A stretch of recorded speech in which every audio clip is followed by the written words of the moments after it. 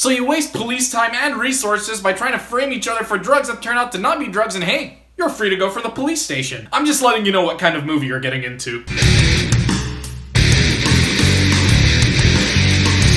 Let's get one thing straight here. Fistfight is certainly no film for the ages. It isn't here to fish for Oscars or make us ruminate on it for years to come. It's the kind of film suitable for ending an inebriated Friday night with your mates. I do appreciate lowbrow juvenile humor every now and then, and every human being derives great pleasure from a laugh. But does that mean that every comedy effort will impress me? Hell no. If you want something completely intolerable that'll make you want to gouge your eyes out with a rusty fork, I suggest you watch Movie 43 or any piece of shit film by Aaron Seltzer and Jason Friedberg. Is Fistfight flagrantly dumb, irreverent, juvenile, and completely vulgar? Yes indeed, but Lord have mercy, I laughed. Alright, so it's the end of the school year at Roosevelt High School, and these rotten kids are out there in full throttle force with their pranks. From lawnmower dicks to horses running in the hallway on meth, the rebellion is just unrelenting. To top it all off, staff cuts are being readied by Principal Tyler, played by Dean Norris of Breaking Bad. Amid this vortex of anarchy, we've got two teachers. We've got Andy Campbell, played by Charlie Day. He's a good man, but he's rather wimpy, takes insults, and can't seem to stand up for himself. But then we've got the history teacher Ron Strickland, played by Ice Cube. This guy's an unmitigated hot-headed bruise who has no problem swinging axes at troublemaking students. Strickland is fired from his job after Campbell snitches on him, and we all know what that means, right? Strickland is mighty angry, and he challenges Campbell to a fist fight after school. Almost instantly, the entire school finds out, eventually the country finds out, and shenanigans ensue. I gotta give kudos to Charlie Day and Ice Cube. Both actors have some pretty bright screen presence going on, and they both seem to enjoy their roles very much. Charlie Day's specialty is undoubtedly slapstick comedy, and he shows it off pretty well here. Watching him fumble as he attempts to get out of the fight are more than likely to generate a laugh or two. His counterpart Ice Cube also provides an equal amount of amusement with his tough guy attitude, but most importantly, I think he provides a good contrast to Charlie Day's character. For me, that kind of solidified the composite power of these two actors as a comedic duo. The perfect example of opposites attracting. What made the jokes register for me in the first half was their unpredictability. I mean, I do have to admit, some of them caught me off guard. And I think that kind of humor is very risky in a film because the jokes will either land or fall flat on their faces. A good deal of the film's jokes did make me laugh, but some of them were just not funny at all and lacking in creativity. The last thing I expect in films such as this is well-rounded characters. Charlie Day's character actually had a bit of an arc going on, although it was actually pretty flimsy. I mean, he kind of fluctuates between having some guts to being a wimp again for the sake of a joke or moving the plot forward. However, I think this little small attempt at a character arc actually made the final fight satisfying. Because underneath all the stupidity in the film, Mr. Campbell is a good guy who really cares for his family and doesn't deserve all the shit he gets. As expected, the rest of the cast is pretty one-note, but they do compensate for it with hilarity. In this film, the heftiest of troublemakers don't get expelled, utterly incompetent morons don't lose their jobs,